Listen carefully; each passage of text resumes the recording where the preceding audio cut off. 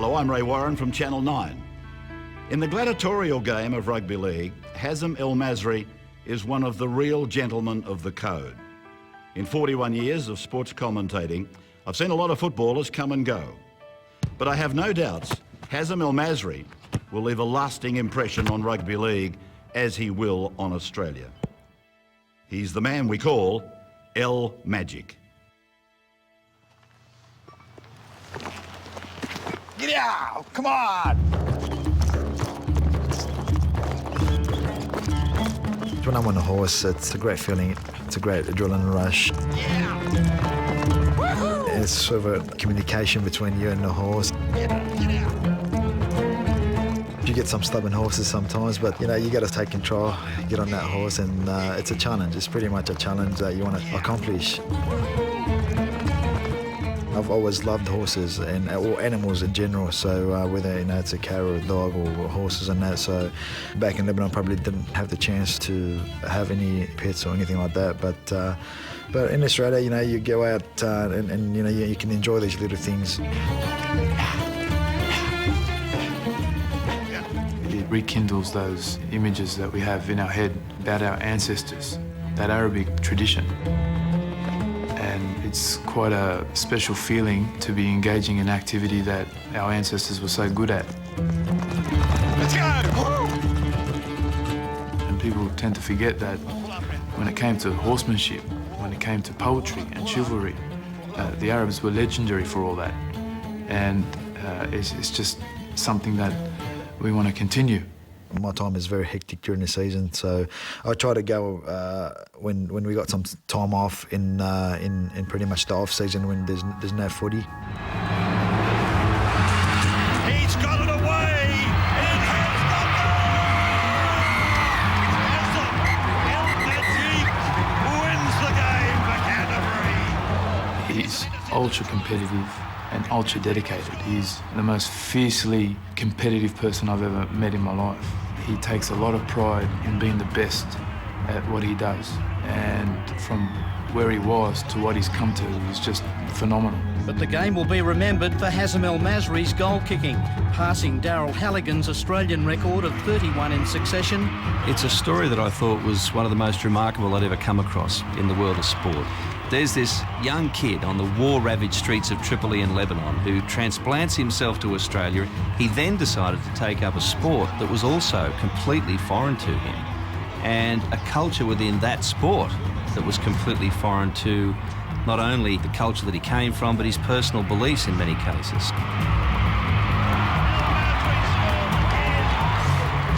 And goes on to become the greatest goal kicker in rugby league history and plays at the highest level of the sport. Can't believe it. Today's bomb outrage was in a predominantly Muslim quarter of the city. I grew up in Tripoli, Lebanon. At the time, there was plenty of war going around and never knew who or why they were fighting. Caught in the middle, a convoy of French military vehicles. 5, 6 or 7, and I remember waking up at night and, all these sort of loud bombs and all that going around, so it was a very scary time. There was no escape and considerable panic. I prayed night and day for God that I'd be able to sort of keep, my brothers and sisters and my parents were sort of alive for us to care. There are over 10,000 PLO fighters still in Tripoli, openly patrolling the streets with their guns. Family was what basically held everything together, because that was the little case of protection in which he lived. All the violence around him, that was the cocoon. His father would often go out late at night, say 2 o'clock, 3 o'clock in the morning, to get food, because that was the only safe time that bakeries, among other shops, could open. Hazem's father would lead him to the bakery in what must have been frightening circumstances in order for self-preservation, because during the day there'd be shelling and indiscriminate gunfire.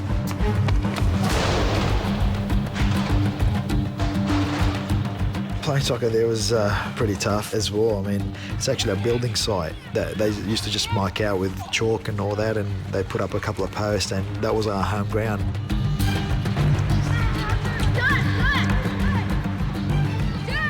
I just wanted to go out there and enjoy it, forget about what's happening around me. you forget about that until sort of the game is over and you're like back to reality again. Hazem's father had been thinking for some time that this was just crazy. I can't bring up a family in these circumstances. I can't live like this. And then they started making plans to move to Australia.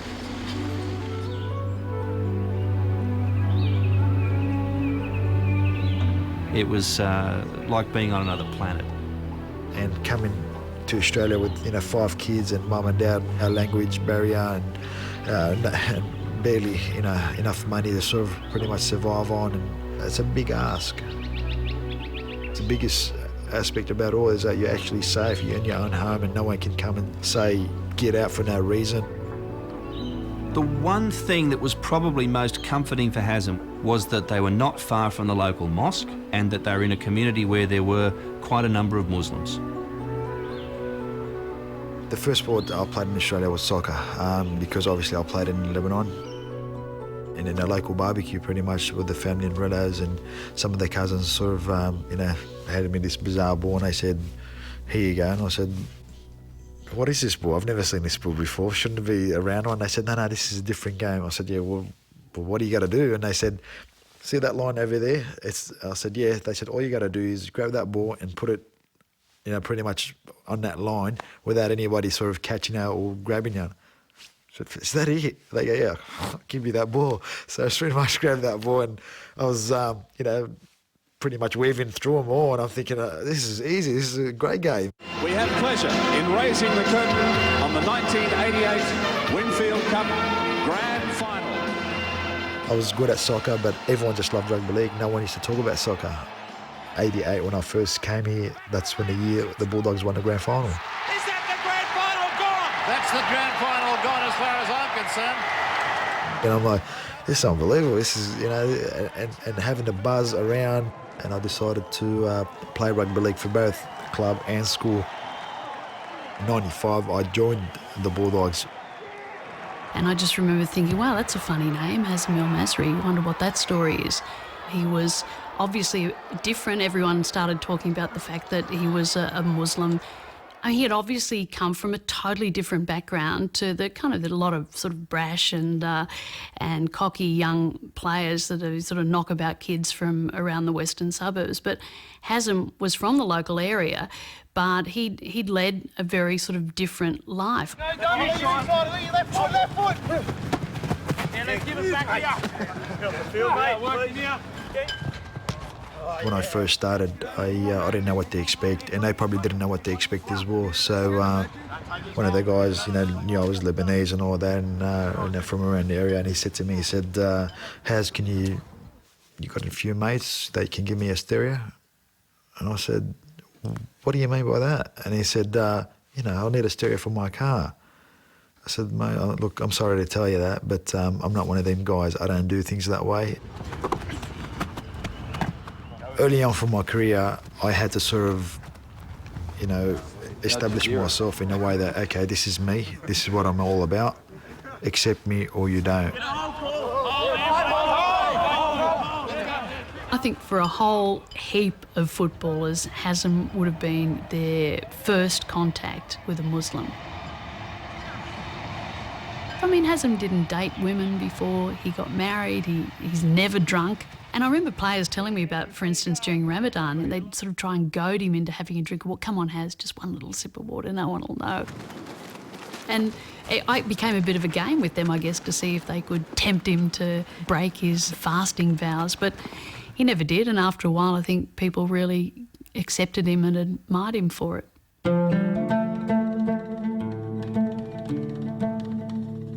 We pray about 5 times a day. This is a time for me and God. This is a time where I'm coming to God's house.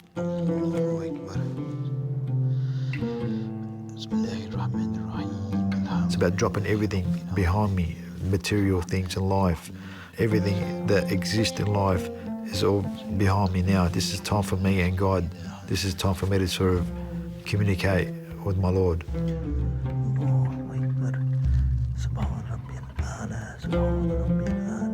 Religion plays a big part of my life and my family throughout the years, and I always want to implement the same thing to my kids, and hopefully when they grow up and they see it, it'll definitely help them through their lives and make sure they're in peace and harmony, I guess.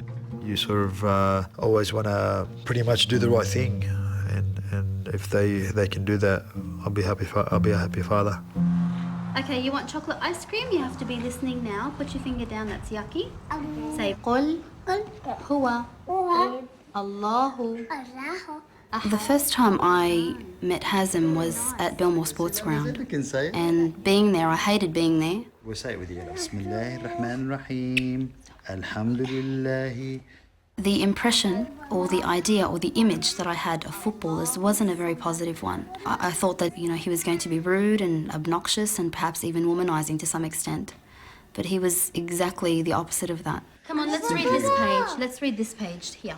Okay. Finish that one. Next page. Come on. And look, Allah gave me a nose to smell.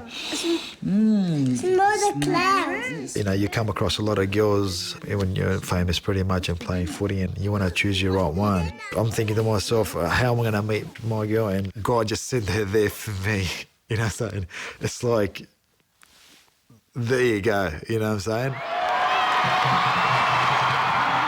You might look everywhere or around the world for someone, but I'm going to do you one better. I'm going to send you one straight to your backyard. I'm thinking, this is meant to be. This is too good to be true.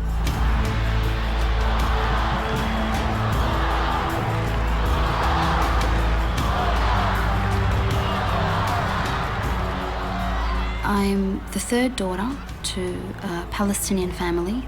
I was a university student at Western Sydney Uni. I wasn't sure how I'd go with the other partners at the Bulldogs. Footy wives are normally dressed to the nines and in very sort of alluring, fetching sort of outfits. So when you saw a lady in a long dress and a veil, it was quite obvious that was Hazem's wife. Taking the tackle, then a handoff away to Patton. Patton onto El-Masri. Off his right foot, he sprints over the halfway line, and Manu hangs on. Here's a penalty. He's got squash ball, Hazem. I kept away from the football scene.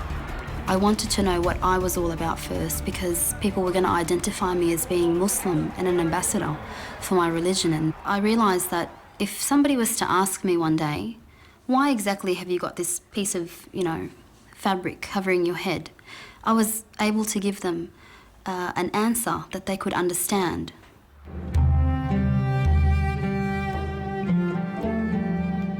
I chose to veil when I was 23. It was after we had gotten married. And before that, I never experienced any kind of prejudice or racism in any way. But it was a big shock to my system when I walked out in public for the first time with a veil. Just the experience of just being looked at differently, or even being assumed that you don't speak any English. I think what most people think Islam is about is that it's a hierarchy system where the husband is number one and then the wife is number two and then the kids follow. I've never felt that in my marriage or in the time that I've had with Haz. It's an equal relationship. And then the next interesting question was, what does he drive? And when I said a Yaris, it was like, oh. They're expecting a Porsche. This image, yeah. And I think that for him to see that I decided to take this upon myself and do it and commit to it, I think he felt proud because he thought, well, she's moving to the next level in her own faith.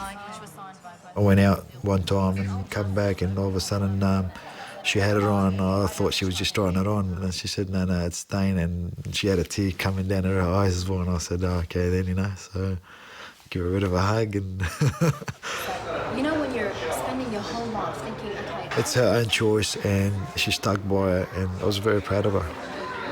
Hey, how you going, brother? Yeah, you going, mate? Good to see you, mate. We made an appearance on the footy show, and I think that's the first time that the general public got to see what I looked like. Thank you very much for that. Some flowers and some traditional sweets.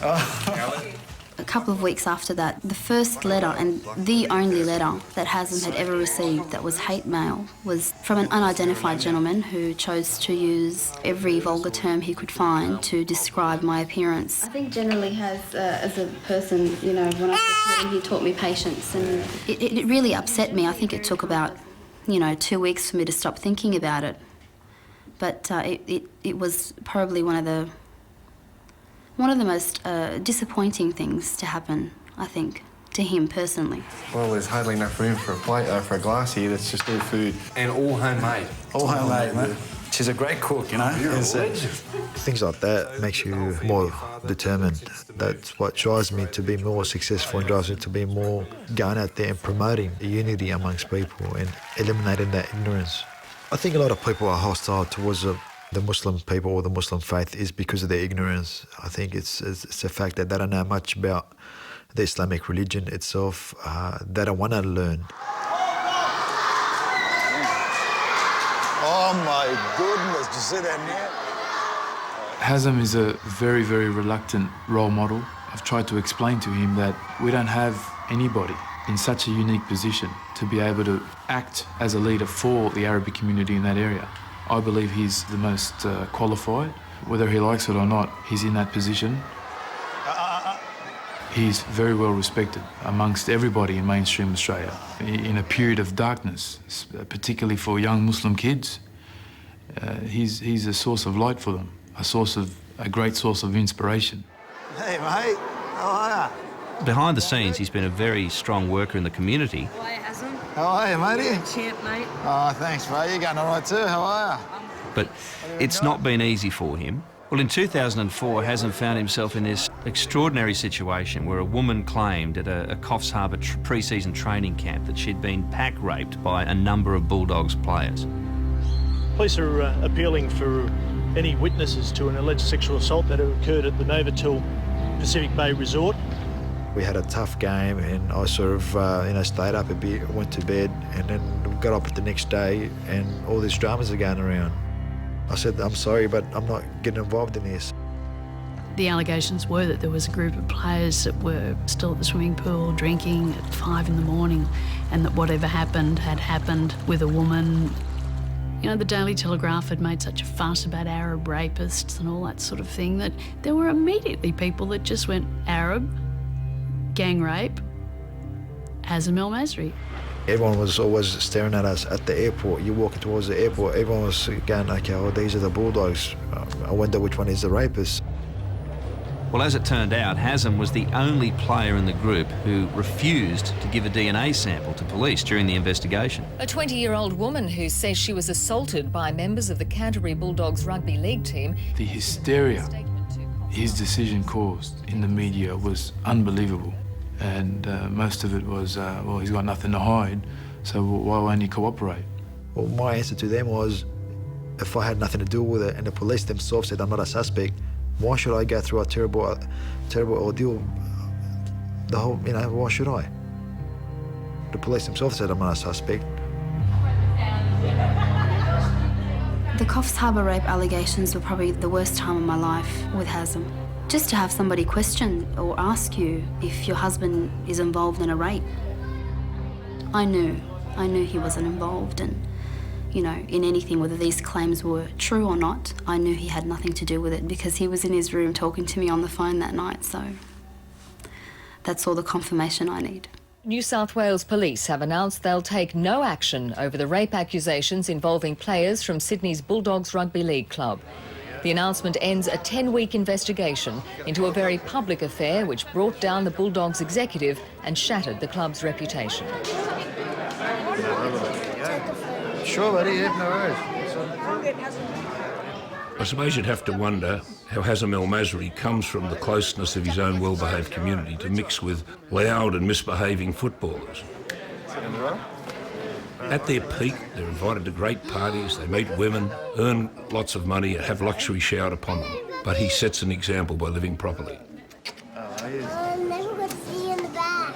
Hazem El-Masri is not an enforcer. He leads by example. I've never seen him pull anyone into line in a situation where they misbehave. He just leaves the group or behaves in the appropriate way. Let's go. What they do outside of footy, that's up to them. There's always a temptation out there, the girls, the alcohol, the partying. I'll see you this week sometime.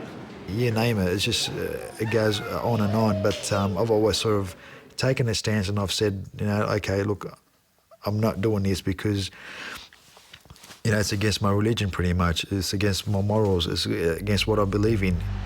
Been stuck at work too with all them cases I've heard, so God help you, mate. And earlier this year, there was that other incident where Hazem was at a sweet shop with his lawyer, Adam Hooter, and they were approached by a couple of policemen.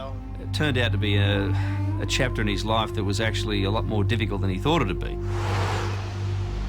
We were approached by 2 police officers demanding our IDs, and we took a bit of offence to that because we were sitting there minding our own business. And they're excited about having you for another 2 years. One officer said, "Well, are you refusing to give us your ID?" And Hazem and I replied that, "No, we're not refusing to give you anything, but we want to know what the legal basis for your request is." And okay, he said, "Right, you're refusing, aren't you?" And within a minute, we were surrounded by 9 police officers and 5 police cars. And we were just left stunned. We have a firm belief that we were approached because of our appearance. I took a stance because a lot of times I get a lot of kids sort of coming up and saying, "Look, we got picked on for no reason by the police and such," and I always question, you know, what they're saying. But for me to go through what they went through, I sort of understand where they're coming from. I think it's very important that people understand that that was something that had to be done. A lot of people criticised him. They said that he's making a fuss over something so miniature. We received an apology, and that issue is now laid to rest. But the disturbing factor is even a person that's played for his state and country, and a very law-abiding person, would get picked on for no reason at all. If the police didn't know it was Hazem El-Masri, the only thing he had to go on was his appearance. I don't like you guys. I don't like what you do. And Just the other day, we were approached by a lady, and she started shouting out all these obscenities. because you're probably doing the biggest drug scam. Oh, come on. A lot of people are under the perception that all Lebanese are criminals, all Lebanese are rapists, all Lebanese are such and such, you name it. Get the fuck out of my country. But my kids are born here. I fear for them at times. And even other people's kids. Are these kids going to be misunderstood as well? Are these kids going to be sort of given a chance in life? Okay, on 3, we're gonna 4. Okay, ready? 1, 2, and 3.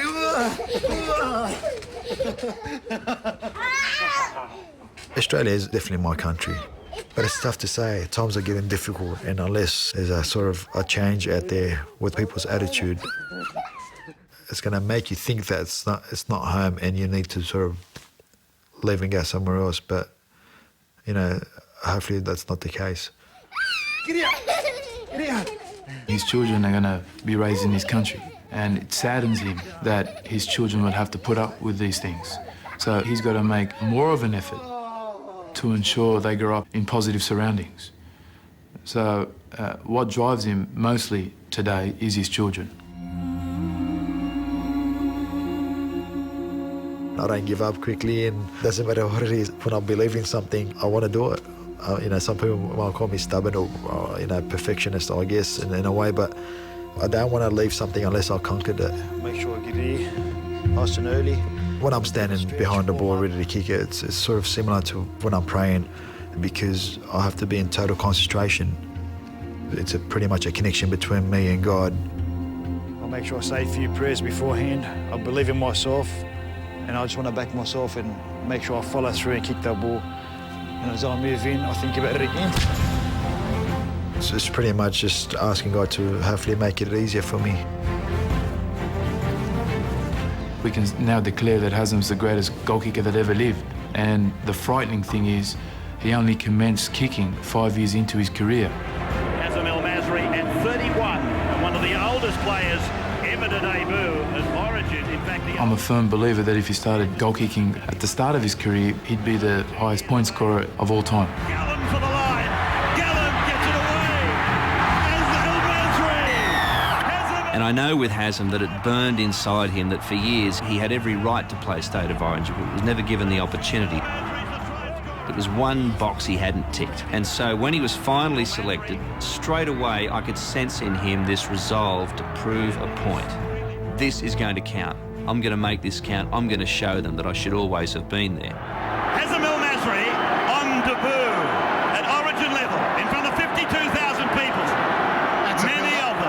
Many of them praying for this to go over. People of all religions, they want this over. There goes Hazem. There he goes. There he goes. He's got it. I was just so proud of him, seeing him kicking those fantastic goals in State of Origin this year, because it basically put a full stop to that great career.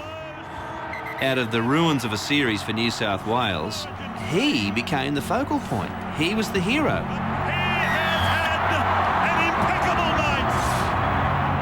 I'm very much looking forward to his time after football. I told him last year that he should retire early, but you know, he still thinks he's got another 3 years in him. Best days I don't know. I've heard it mooted in Labor Party circles that Hazem would be an ideal politician. But I think people who say that don't really know Hazem. I wanted him to be in politics, but then I got a sense of reality and I thought, no, actually, I don't want him to be in politics because I think they'll eat him alive. I think he's too nice. Like, kiss Mum a goodbye. Say goodbye. I don't like to promise anyone anything unless I can deliver it. And if I can't deliver that, then I don't want to promise it. He's gonna come back in a few days.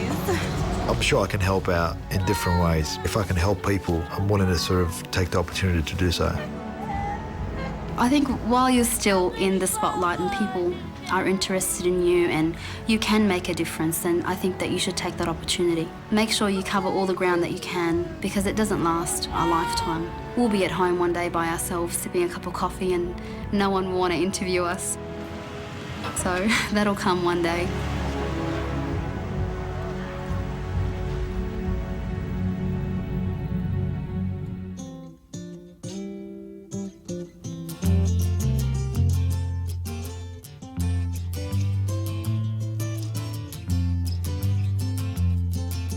Now I've been happy lately, thinking about the good things to come, and I believe it could be something good has begun. Oh, I've been smiling lately, dreaming about the world as one, and I believe